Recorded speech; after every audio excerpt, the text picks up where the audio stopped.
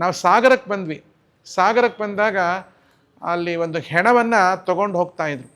ಆ ಹೆಣವನ್ನು ಅಲ್ಲಿ ದಫನ್ ಮಾಡಿದ್ರು. ಆ ಹೆಣದ ಮೇಲೆ ಒಂದು ಖೋರ ಬಟ್ಟೆ ಅಂತ ಹೊದಿಸ್ತಾರೆ. ಅದು ಅಂಚು ಜರಿ ಎಲ್ಲ ಏನಿರಲ್ಲ. ಅದನ್ನೆಲ್ಲ ತೆಗೆದು ಅಲ್ಲಿ ಕಳ್ಳಿ ಗಿಡದ ಮೇಲೆ ಎಸೆದ್ರು.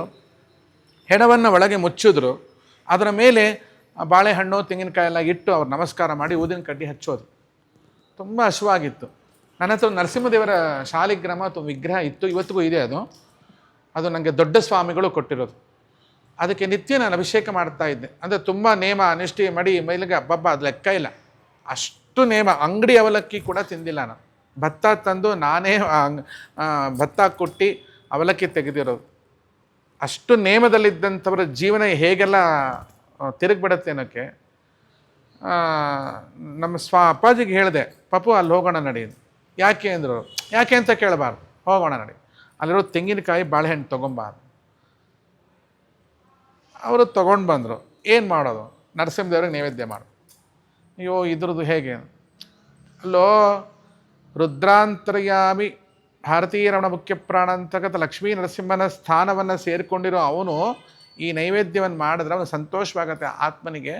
ನೀನು ಮಾಡು ಅಂತ ಹೇಳಿ ಅದನ್ನು ಹೆಣಕ್ಕಿಟ್ಟಿರುವಂತಹ ಬಾಳೆಹಣ್ಣು ನರಸಿಂಹದೇವರಿಗೆ ನೈವೇದ್ಯ ಮಾಡಿದ್ರಿ. ಹೌದು. ಅದು ಆ ನರಸಿಂಹದೇವರಿಗೆ ನೈವೇದ್ಯ ಮಾಡಿ ನನ್ನ ಕೈಯನ್ನೇ ಹೆಚ್ಕೊಂಡು ಇಲ್ಲೆಲ್ಲ ಗುರ್ತು ನೋಡಿ, ಆ ಕೈಯನ್ನು ಕೊಯ್ಕೊಂಡು ಆ ರಕ್ತವನ್ನೇ ದೇವರಿಗೆ ಕೊಟ್ಟೆ. ಇದೆಂಥ ತಾಮಸ ಪೂಜೆ ಅಂತ ನಿಮ್ಗೆ ಅನಿಸ್ಬೋದು. ಚಂಡೀ ಪಾರಾಯಣದಲ್ಲಿ ಒಂದು ಮಾತು ಬರುತ್ತೆ, ರಾಜ್ಯವನ್ನು ಕಳೆದುಕೊಂಡಂತಹ ಸುರಥ ರಾಜ ಸಮಾಧಿ ಅನ್ನೋ ವೈಶ್ಯ ಅವರು ನಿಜಗಾತ್ರ ಸ್ರಗಕ್ಷಿತಂ, ಗಾತ್ರ ಅಂದರೆ ಶರೀರ, ಸ್ರಗ ಅಂದರೆ ಅದನ್ನು ತೆಗೆದು ರಕ್ತದಿಂದ ನದಿ ಪುಲಿನಮಾಶ್ರಿತ ಅಂದರೆ ಪುಲಿನ ಅಂದರೆ ಮರಳು, ಆ ಮರಳಿಗೆ ಆ ರಕ್ತವನ್ನು ಬೆರೆಸಿ ಆ ವಿಗ್ರಹವನ್ನು ಪೂಜೆ ಮಾಡಿ ಅವಳನ್ನು ಸಾಕ್ಷಾತ್ಕಾರ ಮಾಡಿಕೊಂಡ್ರು ಅಂತ. ರಕ್ತಕ್ಕೇನು ಸಂಬಂಧ ಅಂದರೆ ಇಡೀ ಶರೀರದಲ್ಲಿ ರಕ್ತ ಬಿಟ್ಟರೆ ಏನಿದೆ ಹೇಳಿ? ಅದು ಪೊಳಲಿ ರಾಜರಾಜೇಶ್ವರಿ. ಹೌದು ಹೌದು. ಆ ರಕ್ತದಿಂದಲೇ ತನ್ನ ಶರೀರ, ರಕ್ತ ಯಾವಾಗ ಹೊರಟೋಗುತ್ತೆ ಆ ಮನುಷ್ಯ ಅವನ ಬಾಡಿ ನಿಂತ್ಕೊಳ್ಳಲ್ಲ. ಅಂಥ ರಕ್ತವನ್ನೇ ಸಮರ್ಪಿಸಿ ಆ ನರಸಿಂಹದೇವರಿಗೆ ನಾನು ಪೂಜೆ ಮಾಡಿಸ್ಕೊಂಡಿದ್ದ ದೇವರು. ಹೀಗೆ ಒಂದೊಂದೇ ನಮ್ಮ ಅಘೋರಿ ಜೀವನ ಪ್ರಾರಂಭ ಆಗ್ತಾ ಹೋಯಿತು. ನನ್ನ ಜೀವನದಲ್ಲಿ ಪ್ರತಿ ಹೆಜ್ಜೆಯಲ್ಲೂ ಇವತ್ತೇನಾದರೂ ದೇವರು ಬಂದು ನಾನು ಹಿಂಗೆ ನಿನ್ನ ತಪಸ್ಸಿಗೆ ಅಥವಾ ಏನಕ್ಕೋ ನಾನು ಒಲ್ದಿದ್ದೀನಿ, ದರ್ಶನ ಕೊಟ್ಟಿದ್ದೀನಿ, ಎರಡು ವಿಷಯ ನಿನ್ನ ಮುಂದಿಡ್ತೀನಿ. ಒಂದು ನಾನು, ಒಂದು ಸಣ್ಣಪಾದಿ, ಎರಡರಲ್ಲಿ ಒಂದು ಆರಿಸ್ಕೊ ಅಂದರೆ ನಾನು ದೇವರನ್ನ ನಡಿಯಾಚಿಗೆ ಅಂತ ಹೇಳಿ ಸಣ್ಣಪಾದಿನೇ ಜೊತೆ ಇಟ್ಕೊತೀನಿ. ಯಾಕೆ ಅಂದರೆ ನನಗಂತೂ ಗತಿ ಇರಲಿಲ್ಲ. ಗತಿ ಮತಿ ಇದ್ದ ಆ ಹುಡುಗ ಎಲ್ಲವನ್ನು ಬಿಟ್ಟು ಬಂದ ಅವನ ತ್ಯಾಗ ದೊಡ್ಡದೇ ವಿನಃ ನನ್ನ ತ್ಯಾಗ ದೊಡ್ಡದಲ್ಲ. ದೇವರು ಎರಡು ಆಪ್ಷನ್ ಇಡಬಾರ್ದು ನನ್ನ ಮುಂದೆ. ಇಟ್ಟದ್ದೇ ನಿಜ ಆದರೆ ನನಗೆ ದೇವರು ಬೇಕಿಲ್ಲ, ಅಪ್ಪಾಜಿನೇ ಬೇಕು.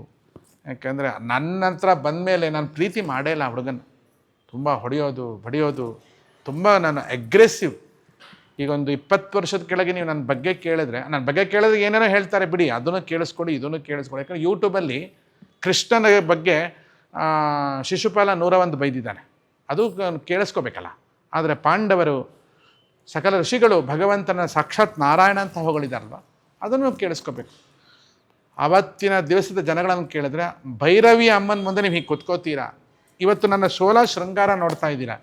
ನೀವು ಕಾಶಿಗೆ ಮಣಿಕರ್ಣಿಕಕ್ಕೆ ನನ್ನ ಜೊತೆ ಬಂದುಬಿಟ್ರೆ ನೀವು ಅದನ್ನು ವಿಡಿಯೋ ಮಾಡಿಕೊಂಡ್ರೆ ನಿಮಗೆ ಭಯ ಆಗುತ್ತೆ ಅನಿಸುತ್ತೆ. ಯಾಕೆ ಅಂದರೆ ಆ ಹೆಣಗಳ ಮಧ್ಯದಲ್ಲಿ ಆ ಬಿಸಿ ಬೂದಿಯನ್ನು ಸ್ನಾನ ಮಾಡುವಾಗ, ಆ ಪ್ರೇತಾತ್ಮಗಳ ಜೊತೆ ನಾನು ಮಾತಾಡುವಾಗ, ನೀವು ಮಾತಾಡಿದ್ದು ನಮಗೆ ಹೇಗೆ ನಂಬಿಕೆ ಬರುತ್ತೆ? ಆ್ಯಂಡ್ರಾಯ್ಡ್ ಮೊಬೈಲ್ ಎಲ್ಲ ತೊಗೊಳತ್ತೀರಿ, ಅದಕ್ಕೆ ನಾನು ಆ್ಯಂಡ್ರಾಯ್ಡ್ ಮೊಬೈಲ್ ಇಟ್ಕೋಬೇಡಿ ಅಂತೀನಿ. ನನ್ನ ಜೊತೆ ಸುಧಾ ಅಂತ ಇದ್ದಾರೆ, ಎಷ್ಟೋ ಜನ ಕರ್ಕೊಂಡೋಗಿ ಅವ್ರಿಗೆ ಪ್ರಾಕ್ಟೀಸ್ ಮಾಡಿಸ್ತೀನಿ. ನಾನು ಮಾಡಿಸಿ ನೋಡಿದಾಗ ಪ್ರೇತಗಳು ನೋಡಿ ಮಾತಾಡಿ ಡಾಕ್ಟರ್ ರಾಜ್ಕುಮಾರ್ ಅವರ ಸಂದರ್ಶನ ಆಯಿತು. ಈಗ 1.5 ವರ್ಷ ಆಯಿತು ಅಂತ ಕಾಣುತ್ತೆ ಅಲ್ವಾ. ನಾವು ಹೋಲಿ ಹೋದಾಗ ರಾಜ್ಕುಮಾರ್ ಅವರ ಕಾರಣ ಶರೀರ ಸಿಕ್ತು ನನಗೆ, ಸೂಕ್ಷ್ಮ ಶರೀರ. ಅದಕ್ಕೆ ಅದಿನ್ನೂ ಸ್ಮ್ಯಾಶ್ ಆಗಿಲ್ಲ ನೋಡಿ. ಇದೆಲ್ಲ ನಂಬಬೇಕಾ ಅಂತ ಹುಚ್ಚುಚ್ಚಾಗಿ ಕಾಮೆಂಟ್ ಹಾಕೋರಿಗೆ ನಾವು, ಯಾಕಂದರೆ ಅವರು ನಮ್ಮ ಶಾಲೆಗೆ ಸೇರಿಲ್ಲ, ನಮ್ಮ ಸಂಸ್ಥೆಗೆ ಸೇರಿಲ್ಲ. ಅವರ ಪ್ರಶ್ನೆಗೆ ನಾನೇ ಉತ್ತರ ಕೊಡಬೇಕು. ಕಾರಣ ಏನಂದರೆ ನಮ್ಮ ಸಂಸ್ಥೆಗೆ ಅವ್ರ ದಾಖಲಾತಿ ಆಗಿಲ್ದಿರೋದ್ರಿಂದ ಅವ್ರ ಕಾಮೆಂಟು ಅಥವಾ ಏನೇ ಇರ್ಬೋದು ಅದೆಲ್ಲ ಅವ್ರ ತಲೆಗೆ ಮೆಂಟು ಬಿಟ್ಟರೆ ನಮಗದೆಲ್ಲ ಸಂಬಂಧ ಆಗೋಲ್ಲ.